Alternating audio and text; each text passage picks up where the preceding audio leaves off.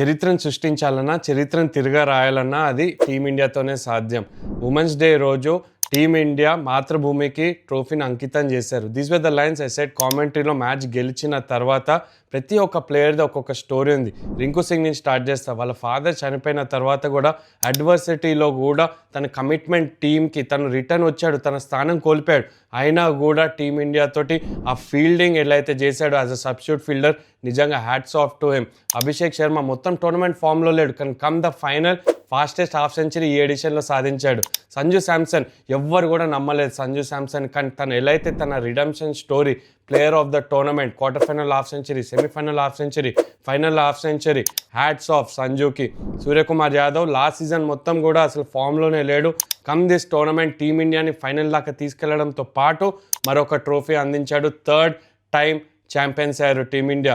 Hardik Pandya the clutch god, ఎప్పుడు కూడా క్రన్ సిచ్యువేషన్స్లో హార్దిక్ పాండ్యా స్టెప్ అప్ అవుతాడు. శివం దూబే తన కాంట్రిబ్యూషన్స్, తన క్యామియోస్ ఎలా అయితే ఆడతాడో ప్రతి మ్యాచ్లో కూడా చాలా చాలా వాల్యుబుల్ అది. అక్షర్ పటేల్ సెమీఫైనల్స్లో ఆ క్యాచెస్, ఫైనల్స్లో ఆ వికెట్స్ ఎవరు కూడా మర్చిపోరు. లాస్ట్ టైం ఫైనల్స్లో కూడా ఇంపార్టెంట్ నాక్ ఆడాడు, ఈసారి ఇంపార్టెంట్ వికెట్స్ తీశాడు విత్ ద బాల్.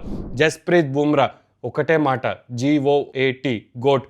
ఇంకా ఏ మాటలు కూడా ఇంకా తక్కువ అయిపోతే జస్ప్రీత్ బుమ్రాని డిస్క్రైబ్ చేయడంలో. వరుణ్ చక్రవర్తి నాట్ అ గ్రేట్ టోర్నమెంట్ అయినా కూడా వికెట్స్ తీశాడు, 14 వికెట్స్ తీశాడు ఈ టోర్నమెంట్లో. Number 1 bowler in the world. Adversities ఉన్నాయి, పైకి కిందకైనాయి, అయినా కూడా ఎలా అయితే లాస్ట్ వరకు పోరాడాడు.